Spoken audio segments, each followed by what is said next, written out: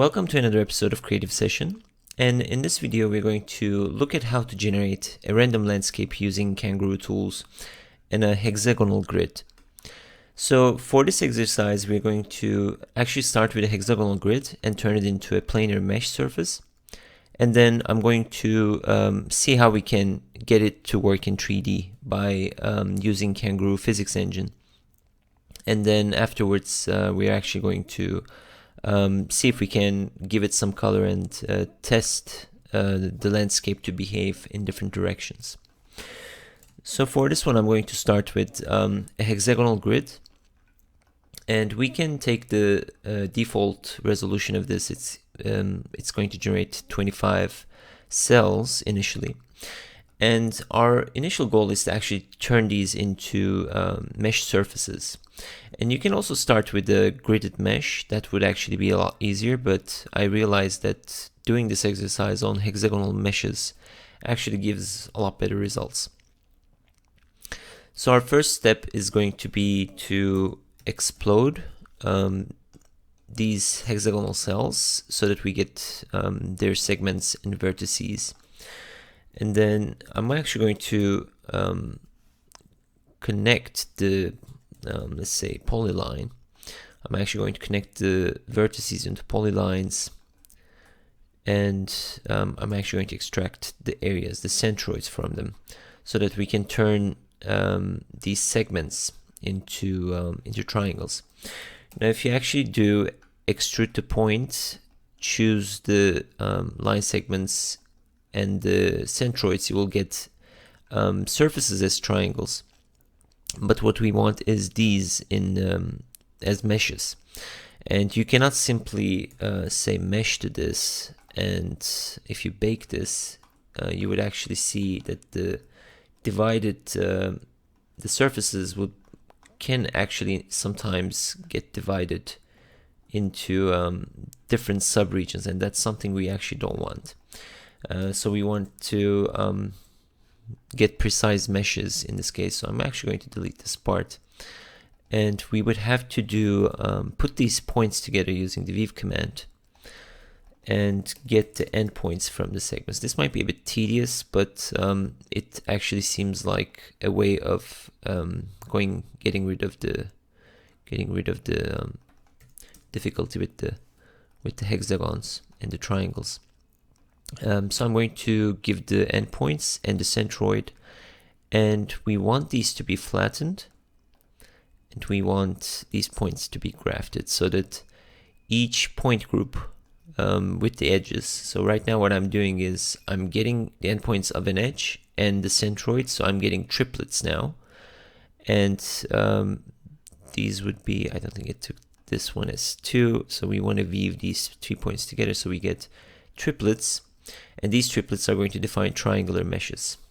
So when I do construct mesh and I want to supply a mesh triangle, so you don't actually have to give anything here. It already gives the 0, 1, 2 indices, and because we have only 3 points, those are going to correspond to the indices of the faces. This goes to define the face of the mesh topology, and the points will go to define the vertices. Now let's see if this works. This one is 25 points. This one is 150. So that's actually going to be a problem, because the problem is that because we have hexagons, we have 6 edges, and we have single centroids. So 150 points cannot be matched with 25. So here we need to actually duplicate all of this data, and I'm actually going to disable this for now, get rid of the flatten, and duplicate each group into 6, and then flatten this guy and send it in, so that now our mesh would be a bit more precise. So now if I bake this, you're going to see that the triangles are exactly how we want them to be. Now the next step is actually to build up the Kangaroo engine. This is pretty much the mesh we're going to work with. So I'm going to first do a loop subdivision using Weaverbird tool. If you go to Weaverbird and loop subdivision. This actually works quite well with triangles. But the first thing is we need to actually join these and weld them. And you need to flatten the output as well, so we get a single mesh. And then if I do the subdivision with an index of 2 and bake this now, you will see we have kind of a smoothed mesh. And this is what we will try to subdivide actually. So I'm going to now build the Kangaroo tool. So for this one you need the Kangaroo physics engine, and we will use the Kangaroo physics, and you need to actually attach a timer to this, and our timer could be, let's say, set to 100 milliseconds, and it's going to have a Boolean toggle here. And the next thing is we're going to supply geometry and some force objects. Now I'm wondering if we can have springs. We have springs from line, so basically we can deconstruct the mesh and build springs in between all the vertices of the mesh, and then these can define kind of the subdivision or kind of the relaxation for the physics algorithm. So for that one we need to extract, like explode the mesh almost, like go to analysis, and we need to deconstruct the mesh, and then we will get triangles. And then I'm wondering if we can, what happens if we do mesh explode? That gives us the faces. Let's see, mesh edges. I think this is what we want. Yeah, so we want the mesh edges, and we actually need the first and the second only, because the third ones will can overlap. I think if we did curves, you can see that this pretty much covers all the edges, so you don't want springs overlapping. You can also I think Kangaroo has a tool of removing duplicate lines, so we can probably use that as well. So let's see, 3676, that's pretty much the same. If I add the third edge to this as well, it already doesn't give me, actually there's no third edge, so this is probably correct.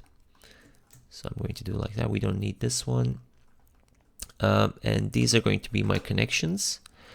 Now the stiffness could be a value up to 1000. You can stick to, let's say if we start with 500. And rest length is going to be, we're going to first get the curve length, and we're going to multiply it with a coefficient. So let's say 0.8. So we want 8% of the rest length. And damping, I think, can stay as is. So let's give this as our force objects. And then another thing I want to do is go to Weaverbird again, get the naked boundary of this loop. Actually, we can probably get the naked vertices as well. So I think Kangaroo has that type of option. So let's see, if I go around here, I have a bunch of Kangaroo tools. So it's in this one actually, we have naked vertices. So if you use this one, you could also get the naked points. So if I do point, this will give you the boundary of the mesh. And we want those to be our anchor points. And the clothed points would be the points that are inside of the mesh, and we want to load these with some forces. So the unary force would be under forces component of Kangaroo. You can place a unary force, and we want this force to go all the way up in the z direction. And let's say we start with 10, so it's going to simulate gravity. And I'm going to hold shift and put this into force objects, and our output is going to be a mesh. And our geometry input is going to be the subdivided mesh. So this is going to go to geometry, and we're going to look at the output. Now I'm going to switch to true, I want to hide these guys and see if this works. So we're going to turn this as false. So you can see that the mesh is kind of bouncing up and down, right? So that's basically the relaxation that is working, and that's exactly working fine now. Now, one thing I want to fix before we continue is if you go to the loop subdivision tool, you can see that our boundary is kind of changing, and we actually want to fix that to fixed. So I want to supply value 0 here so that we will get restrictions to the hexagonal grid along the border. Now, to make this a bit more interesting, I'm actually going to not do the full hexagonal grid. I actually want to split this hexagonal grid into 2 so that we can get some holes in the algorithm as well. And to do that, I'm going to first disable this part, and I want to go around the grids of cells and see if we can kind of filter this data. Now, there's actually a tool called random split list. It comes up with Launchbox. You can directly use it, but if you don't have Launchbox tools, you can also generate the random component. I'm first going to flatten this list out and get the list length. This would be actually a bit more tedious, but I can just show you. So I'm going to first give this as the random domain, but we need to actually subtract 1 from it so that our boundaries, so we don't get a value greater than 24. Then let's say we want to get rid of 5 random cells, so I generate 5 random values. You can convert them to integers, and you hope that there won't be any overlaps here. So for instance, remove duplicate. I think there's a command under sets, delete consecutive. So if you, for instance, have consecutive numbers, this will get rid of them. In our case, we don't have anything like that, so this is actually working fine. And what I want to do is kind of get these guys out. We can first sort them. I mean, it's actually a bit more tedious to do it this way. For instance, I can do list replace or replace items. So this is the list I want to replace, and I want to replace these indices. And if you don't supply anything, you will get nulls in those places. And there's a tool called remove null item. And if you look into these, it will give you a true and false pattern. If you do dispatch with this pattern, you will see that you will actually get 2 sets of curves now. So you will get the ones that you took out, the 5 random curves, and you will get the remaining cells in this way. And this is actually exactly the same that you would get random split list, right? So if I supply random split list, and there's a seed value and a coefficient. So the coefficient is kind of a percentage. So if it's 0.5, you actually split it halfway. So I'll get like 50% separated in either way, right? So these guys are the ones that are taken out. Actually, let's see, this is 9.9 curves here. This is 16 random seed value. This should actually work as a splitting index, but let's reduce this a bit more. Let's say 0.4, right? So these are the ones that are filtered. So if I feed this in here to the explode, enable it now, you can see that my mesh is going to be split, right? So at this point, they're always constrained to the hexagonal grid, and I have multiple geometries. So if I run the algorithm, you will see that it's also working again, even if the mesh is subdivided, and that's something we actually want. We are not getting as much height as we like, so you can actually bump this up to, let's say, 20 for the unary force, and you can get more kind of a formation for the landscape. Right, so now that that's actually working, I'm actually going to get rid of this part. We can just work with random split. And this is the ones that we want to keep, and these are the remaining ones. We can actually do the same process to the ones below, and there's a reason why I'm going to run these separately. and we want the loop subdivision to be 2, edges to be 0, so we can get rid of these two. And this guy, I don't want it to go up, let's say I want it to go down. So we can actually make another copy of the Kangaroo component and feed these guys in. And this side, I wanted to reverse the vector direction for the unitary force and make this a bit more smaller, like 4. And I want to connect the same Boolean toggle to both of the Kangaroos and combine the output meshes. So let's look at that. And it's looking a bit messy, but basically if I hide everything on the left so that we can get rid of the surfaces and look at the output, so let's make this true. Let's see what we get here. We get these guys. We need to supply this guy here as well as the geometry, and I'm going to hide this one as well. Now the thing is, these guys are going to be moving down, so they're going to be like valleys, and these guys are going to move up, so they're going to be like hills or mountains, right? So that's kind of the idea. So now if I hit true, these actually didn't move down. Let's see if I'm missing anything here. Let's see, this falls. Those guys move up. These guys, I'm getting these options. That's correct. This is correct as well.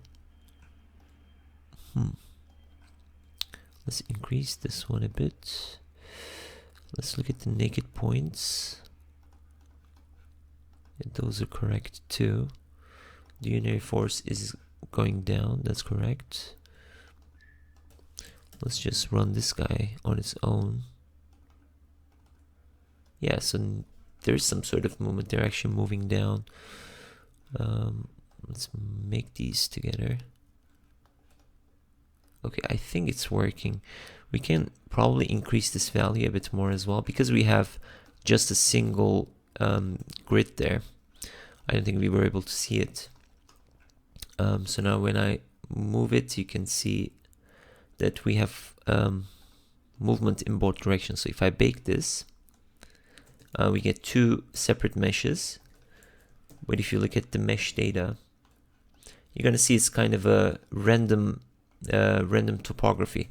Now, of course, it doesn't look like topography yet, but basically we can actually use color to visualize this as kind of a landscape. And that's going to be the next part of this video. So basically, I'm going to get the meshes, deconstruct them, and then try to bake color to the individual vertex information. Before I do that, I'm wondering if we can play around with this random C generator a bit more. So let's bring this guy up here. That runs the Kangaroo.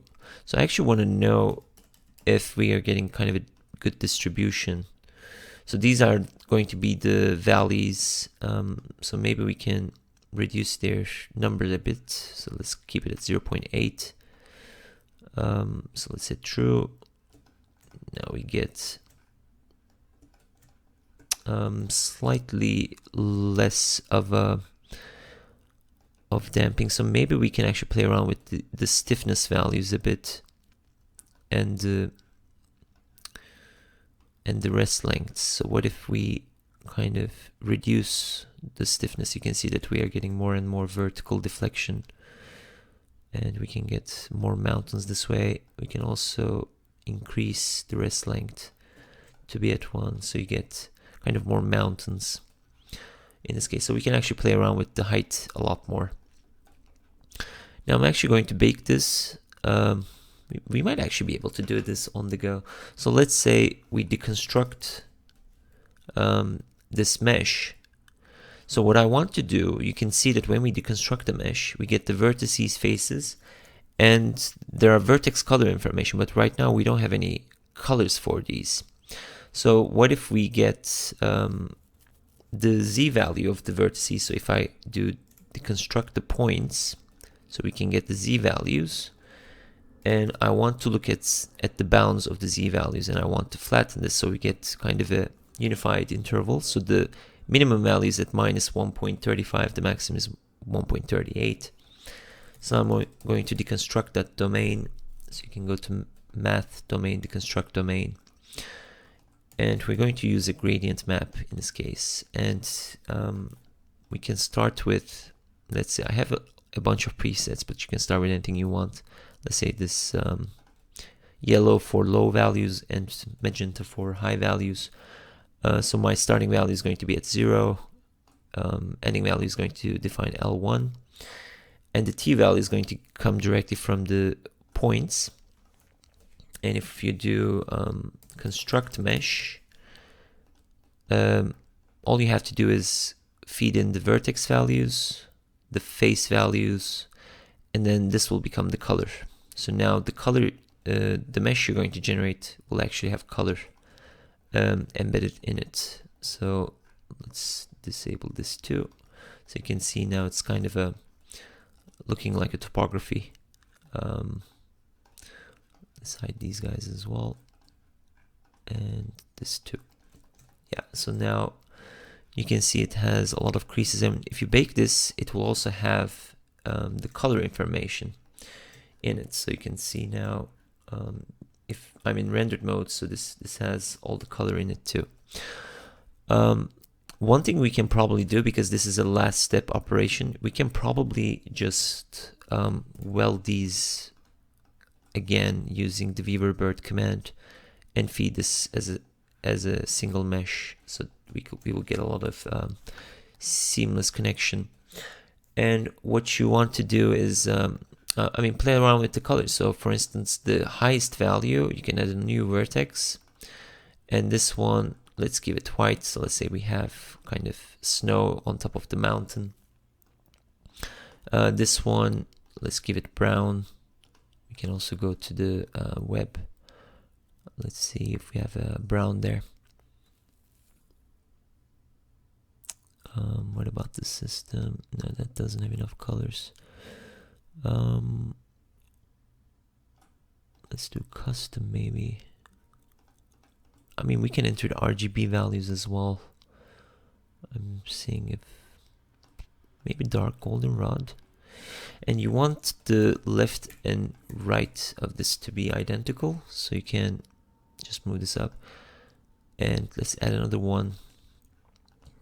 And this one, we want it to be, let's say, kind of a dark forest color.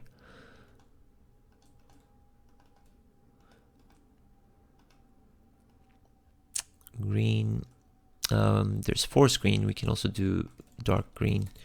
You can do a few shades of green. And this one, let's make it forest green. So I'm copying it to the left and right of the knob so that it gives the color.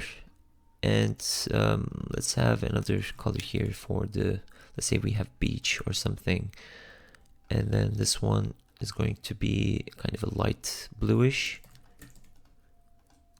And the last one, I want it to be kind of dark blue.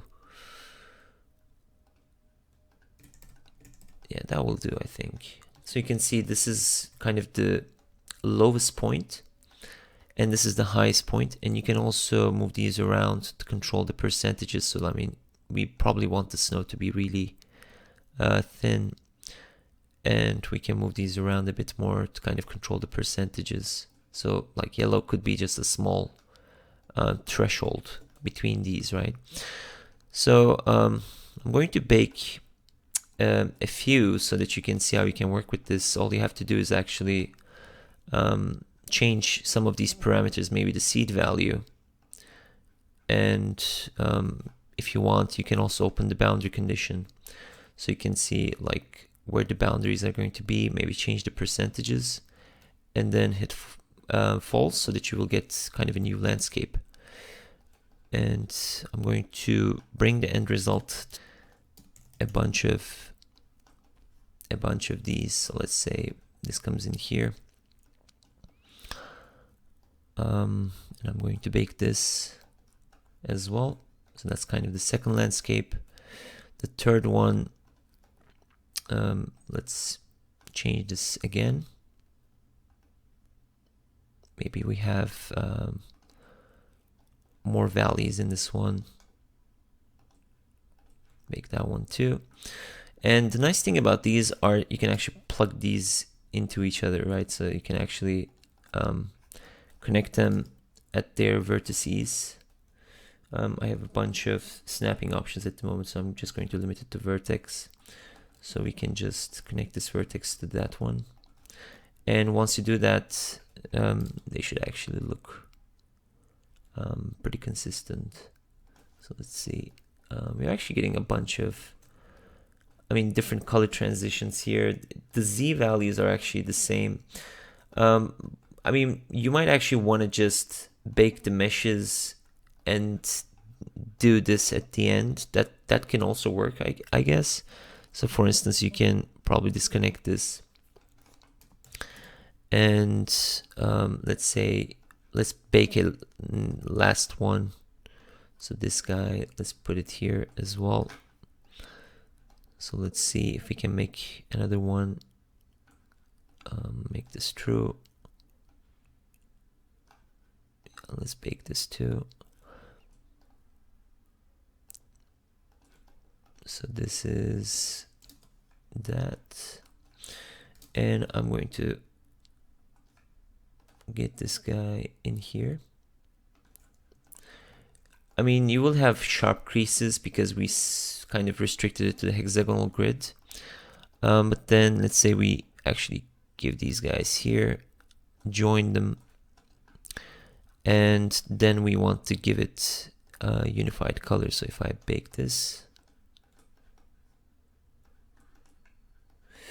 let's see, I want to right click, set multiple meshes, and this one, it actually gives me a single mesh. Let's hide this guy and the output. Let's bake it. Yeah, it's a single mesh with kind of a uniform distribution, but now I get kind of issues like that. I could have done the patching a bit better, I guess. But it's basically a way to get kind of like a landscape model. And these mountains are actually a bit sharp looking, so maybe we can relax it a bit less. So this stiffness value, we can probably increase it a bit more. So let's set it to like 250. And you can generate a few more of these results and then put them together, but like treat them like a map, right? So you don't want, for instance, something like this to happen. So you probably want to put this here instead, so you can actually see how the landscape is going to go. And I thought this would be like an interesting example to show kind of how to build your own Kangaroo tools to do other types of projects.